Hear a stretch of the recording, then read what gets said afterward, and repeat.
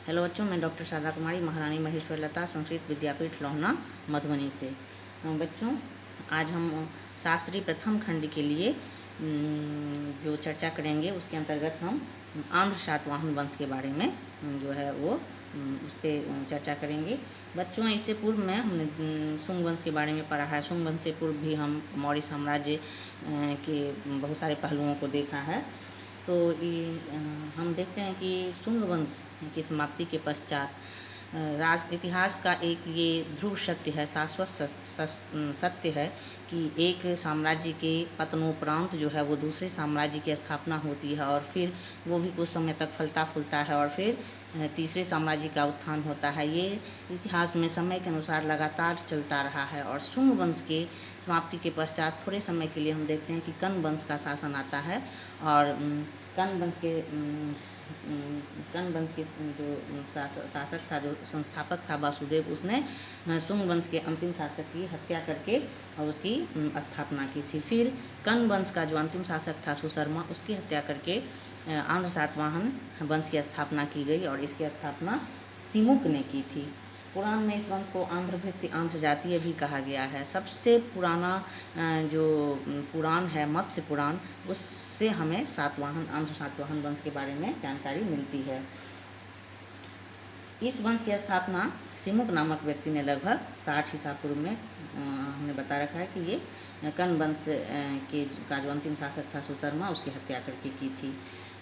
सिमुक के विषय में जो जानकारी है हमें पुराण और नाना घाट के प्रतिमा लेख से प्राप्त होती है। पुराणों में सिमुक को सिंधुक, सिसुक, सिप्रक, वृषल आदि नामों से भी संबोधित किया गया है। इतिहासकार राय चौधरी के मतानुसार सिमुक जो है वो 60 से 37 ईसा पूर्व तक शासन किया था। सिमुक के बाद उसका छोटा भाई कृष्ण जो है वो गद्दी पर बैठा। पुराण के लेख से ये पता चलता है कि उसने लगभग 18 वर्ष तक शासन किया था। और कृष्ण के बाद जो है कृष्ण के समय में भी सातवाहन साम्राज्य का विस्तार जो है वो पश्चिम में नासिक की ओर हुआ था। और कृष्ण के बाद जो है उसका पुत्र उसका उत्तराधिकारी हुआ सातकर्णी प्रथम। सातकर्णी जो था वह सातवाहन वंश का प्रथम सातकर्णी उपाधि धारण करने वाला शासक था। इसके शासन के बारे में, सातकर्णी के शासन के बारे में हमें नागनिका और नाना घाट अभिलेख से महत्वपूर्ण जानकारी प्राप्त होती है। इसके विषय में ऐसा उल्लेख मिलता है कि इसने 2 अश्वमेध यज्ञ एवं 1 राजसू यज्ञ संपन्न किया था और सम्राट की उपाधि धारण की थी। इसके अलावा सातकर्णी जो है वो दक्षिणा पथपति एवं अप्रतिहत चक्र की उपाधि भी उसने धारण की थी। पुराण लिखता है कि उसने लगभग 56 वर्ष तक शासन किया था और इसने सातवाहनों की सार्वभौम सत्ता का दक्षिण में विस्तार किया था। इसकी श्रीशात नाम की मुद्राएं जो है वो मिलती है और उससे स्पष्ट होता है कि सातकर्णी जो है वो पश्चिमी मालवा पर भी इसका अधिकार था। इसके अतिरिक्त इसने अनु प्रदेश एवं विदर्भ प्रदेश पर भी विजय प्राप्त की थी, ऐसा हमें स्रोतों से जानकारी प्राप्त होती है। गोदावरी नदी के तट पर स्थित जो है प्रतिष्ठान को इसने राजधानी बनाया था। और हम देखते हैं कि सिमुक ने जिस आंध्र सातवाहन वंश की स्थापना की थी, उसके बाद जो अन्य शासकगण हुए, इसमें एक से एक महान शासक हुए, उन्होंने इस वंश की प्रतिष्ठा को जो है वो चरमोत्कर्ष पर पहुंचाया, एक नई ऊंचाई पर ले गए।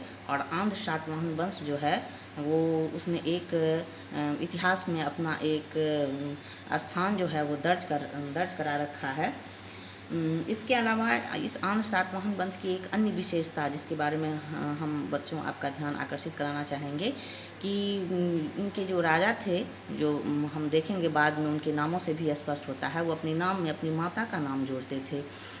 हम देखते हैं कि जो इंडस वैली सिविलाइजेशन है, सिंधु घाटी की सभ्यता, वहाँ मातृसत्तात्मक समाज का उल्लेख मिलता है। और आंध्र सातवाहन वंश के राजाओं के नाम में स्पष्ट रूप से माता के नाम का उल्लेख होना, उसके नाम का जोड़ना, ये इसको इशारा करता है कि कहीं न कहीं यहाँ माताओं का स्थान जो है वो बहुत सर्वोपरि था, स्त्रियों का स्थान ऊंचा था और संभवतः यहाँ का इस समय का समाज जो है वो मातृसत्तात्मक समाज भी रहा होगा, ऐसा हमें उनके नामों से स्पष्ट रूप से इशारा मिलता है। तो आज के लिए इतना ही, धन्यवाद।